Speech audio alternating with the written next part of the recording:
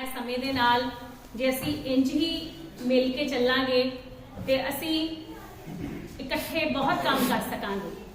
ਹੁਣ ਮੈਂ ਡਾਕਟਰ ਮਨੀਸ਼ਾ जी ਨੂੰ ਮੰਚ ਤੇ ਸੱਦਾ ਦੇਵਾਂਗੀ और इस तो बाद साडे मुख बुलारा जिहड़े ने वो तैयार रहन।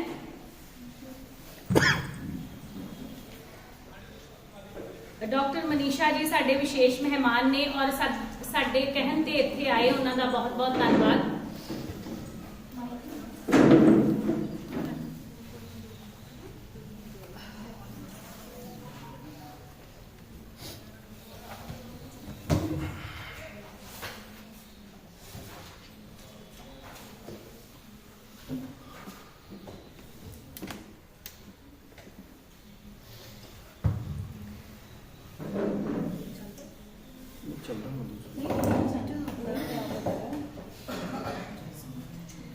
सबसे पहले आए हुए सारे मेहमानों को मेरी तरफ से जय भीम, जय भारत, नमो बुद्धाय।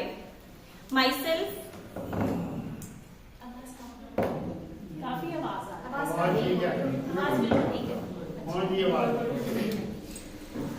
जय भीम, जय भारत, नमो बुद्धाय, जय स्वित्री भाई फूले, जिनके संदर्भ में आज सभी हम यहाँ पे एकत्रित हुए हैं। मेरा नाम डॉक्टर मनीषा है, founder of MK Ayurvedic health care clinic, पुराना शाला गुरदासपुर से। अभी ये जो फाउंडर मैंने वर्ड यूज किया, ये मुझे बहुत गर्व महसूस होता है, क्योंकि ये जो अधिकार है, ये वर्ड यूज करने का जो अधिकार है, वो हमें बाबा साहेब डॉक्टर अंबेडकर जी के संघर्ष से मिला।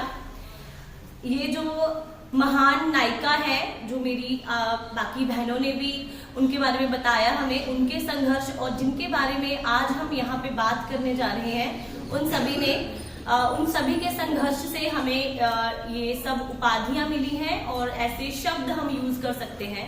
इसलिए मुझे बहुत अच्छा फील होता है कि मैं ये ऐसी चीजें अपने नाम के आगे लगाती हूँ। और डॉक्टर भी इसलिए बन पाई हूँ क्योंकि उन्होंने काम किए, उन्होंने हमारे लिए काम किए।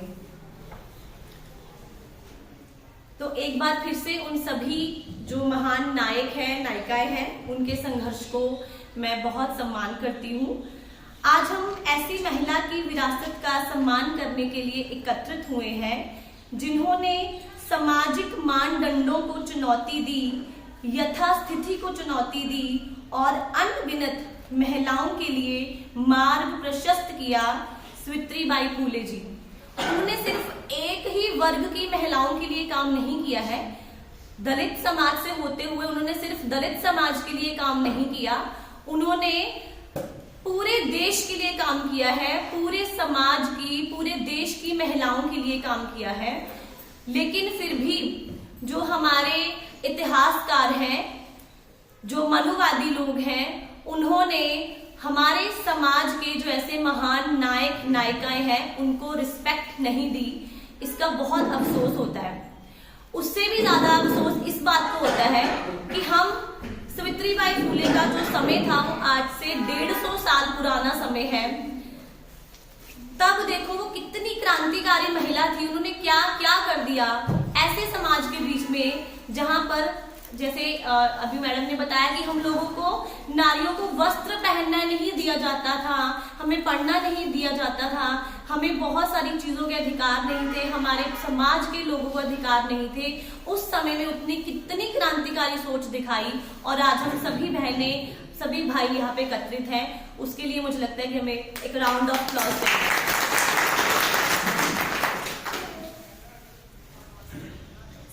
और इस बात का ज्यादा अफसोस है कि आज 150 साल बाद भी हम लोग वहीं पर हैं।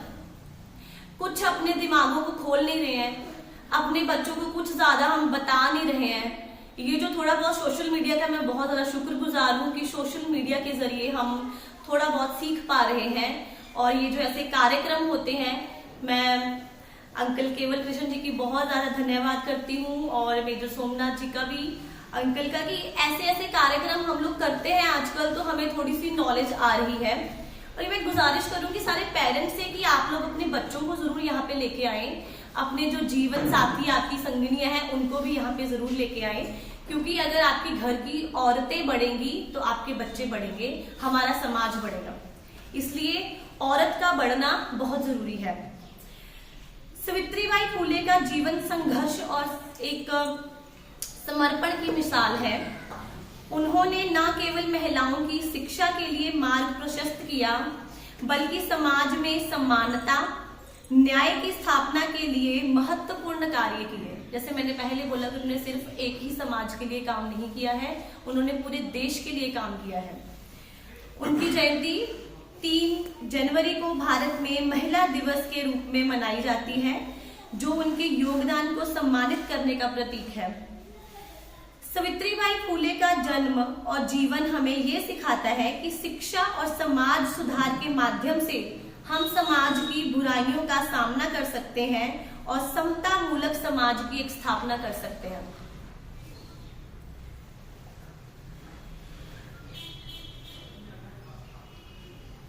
सावित्रीबाई फुले का जो विवाह है वो महात्मा ज्योतिराव फुले के साथ हुआ। मात्र 9 साल की उम्र में ही हो गया था और वे बचपन से ही काफी पढ़ाई में और पढ़ने लिखने की शौकीन थी।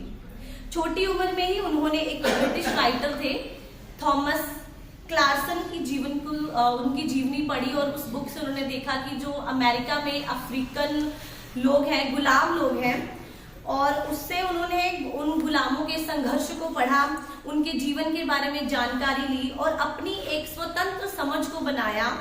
और उसी समझ को उसने हमारे जो देश में शूद्र हैं, जो हम लोग थे, अति शूद्र, महिलाएं और जो समाज को पिछाड़ दिया गया था, उनको आजाद करने की एक अपनी समझ विकसित करी और उसके लिए कार्य करने शुरू कर दिए। वह पहली हमारे भारत की शिक्षिका थी, टीचर थी।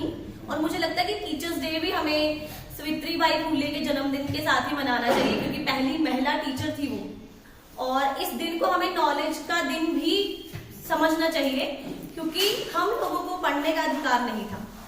ये जो मैं रीड कर रही हूँ, मुझे लगता है उन्होंने तब कार्य किए और आज मैं यहाँ पे पढ़ पा रही हूँ। नहीं तो आज भी हम लोग वही जूते चमड़े बना रहे होते, कहीं पड़े होते, कुछ भी कर रहे होते। वह इतना संघर्ष किया उन्होंने हमारे लिए कि वह कांजीपीड़ा से भिड़ेवाला तक उस समय के जो विप्र समाजी लोग हैं उनके ताने सुनकर, उनके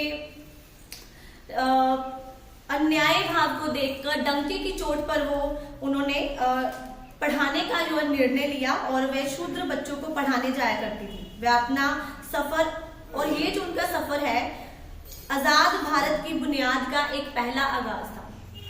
मतलब स्वतंत्रता तभी शुरू हो गई थी। ज्योतिराव फुले और सावित्रीबाई फुले ने मिलकर वर्ष 1848 में मात्र 9 छात्रों को लेकर एक पाठशाला शुरू करी। उन्होंने एक स्कूल को शुरू किया जहां पे सिर्फ 9 ही बच्चे थे सबसे पहले, और वो सभी लड़कियां थी और लड़कियों का स्कूल के रूप में वो आज भी जाना जाता है। और मात्र उन्होंने 4 साल के भीतर ही 15 मार्च 1852 पुणे शहर के आसपास के इलाके में 18 स्कूल दोनों ने स्थापित कर दिए, और जहां पर निःशुल्क शिक्षा दी जाती थी, जहां पर निःशुल्क पढ़ाई कराई जाती थी।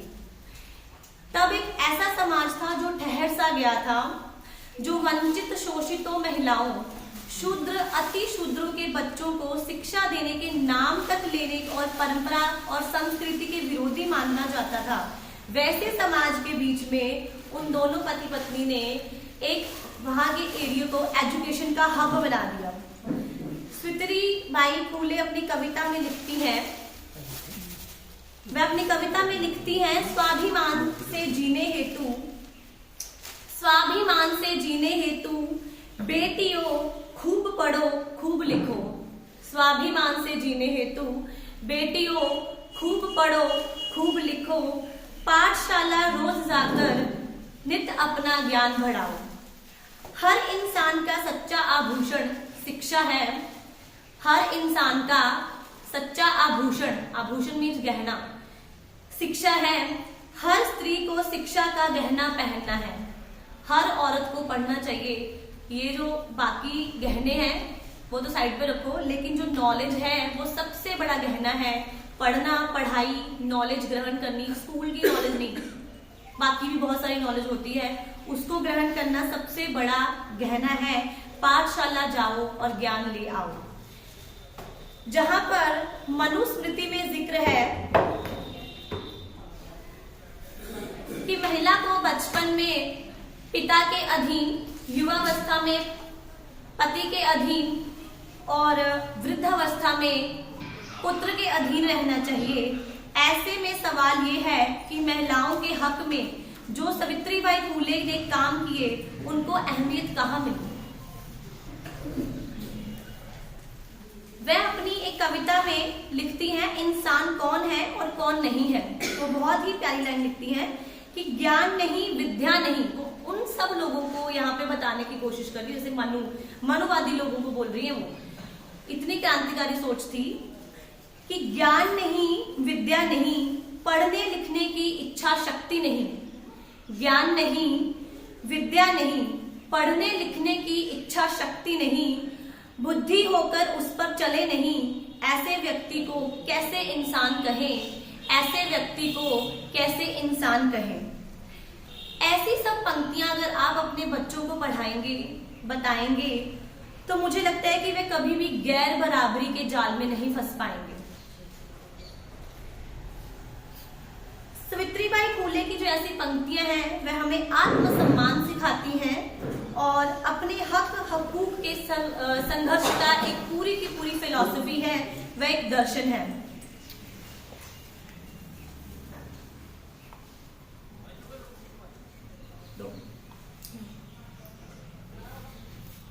सावित्रीबाई फूले ने सिर्फ पढ़ाई के ही काम नहीं किए, शिक्षा के ही काम नहीं किए, उन्होंने और भी बहुत सारे काम करे हैं महिलाओं के संदर्भ में। उस समय में जो महिलाएं थी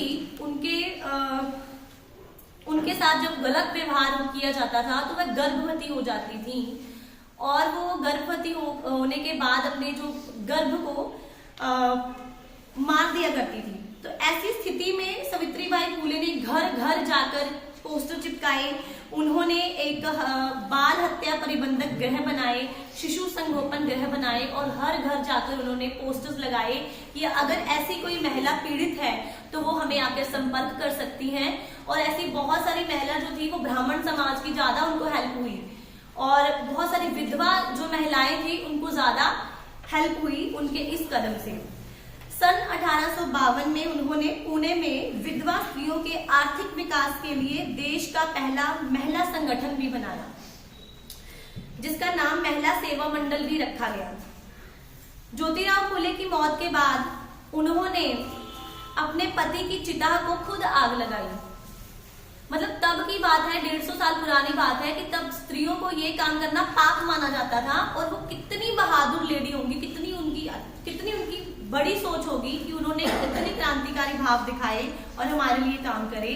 लेकिन बहुत अफसोस है, मैं फिर बोलूंगी कि हमारे इतिहासकारों ने हमारे साथ बहुत ज्यादती करी है। हमारे समाज के जो नायक, ऐसे महानायक हैं, उनकी जो क्रांतिकारी भाव है, उनकी जो सोच है, उनको वर्णन नहीं किया। हमारे स्कूलों में छोटे बच्चों को भी हम कुछ नहीं पता है, मुझे लगता है 10th तक या उसके बाद भी किसी भी बुक में इन सब लोगों का जिक्र नहीं किया गया, जो बहुत ही अफसोस की बात है। लेकिन नहीं है तो ये उनका कसूर है। मुझे लगता है हमें पेरेंट्स को, आज के युवाओं को इतना पढ़ना चाहिए अपनी हिस्ट्री के बारे में कि वो आगे अपने बच्चों को समझा सके, अपनी हिस्ट्री को खुद बना सके और अपना नाम आगे लेके जा सके। मेरे पास बहुत सारी बातें करने के लिए, लेकिन टाइम बहुत कम है। तो मैं लास्ट की पंक्तियों पे अभी आ रही हूँ कि उन्होंने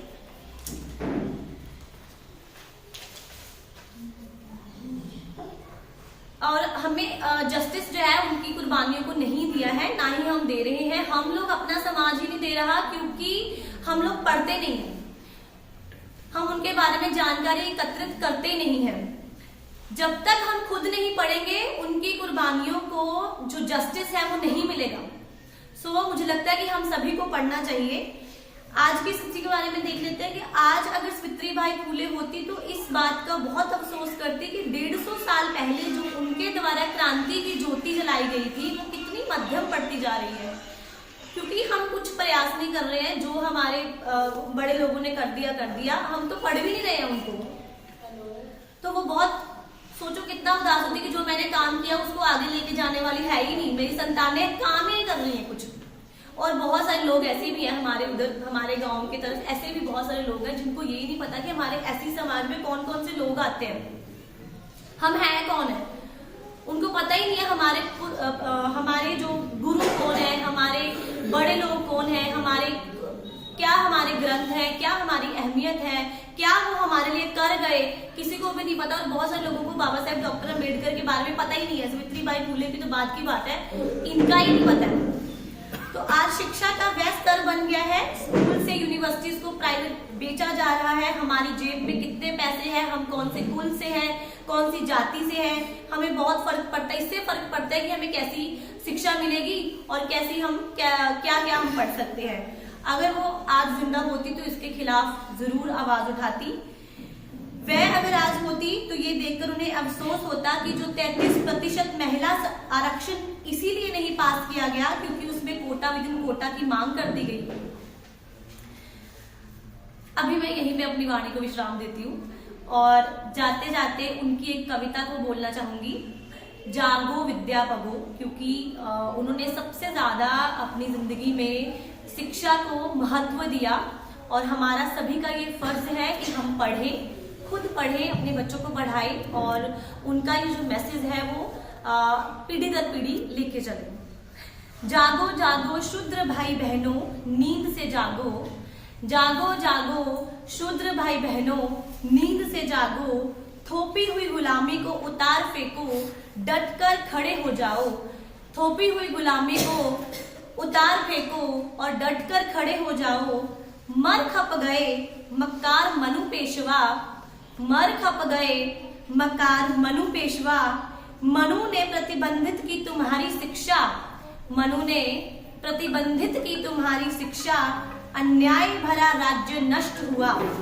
आ पहुंची अंग्रेजी ज्ञानी सत्ता, आ पहुंची अंग्रेजी ज्ञानी सत्ता। बाल बच्चों को पढ़ाएं, खुद भी पढ़ें, शिक्षा पाकर ज्ञान बढ़ाएं, नीत धर्म का पाठ पढ़ाएं। वह कह रही है नीत धर्म का पाठ पढ़ाएं, चलो दृढ़ निश्चय लेकर उठ खड़े हो जाए, संकल्प लें, संघर्ष करें, घृणा भावहीनता को त्याग करें, चैतन्य हो जाएं और ज्ञान प्राप्ति का मार्ग प्रशस्त करें, शिक्षा हेतु ले दृढ़ संकल्प, जागरूक हो उठे, खड़े हो जाएं, हर बाधा को तोड़ भगाएं, हर बाधा को तोड़ भगाएं। तो मैं यहीं पर अपनी वाणी को विश्राम देती हुए आप सभी का बहुत शुक्रगुजार हूँ कि आपने मुझे सुना।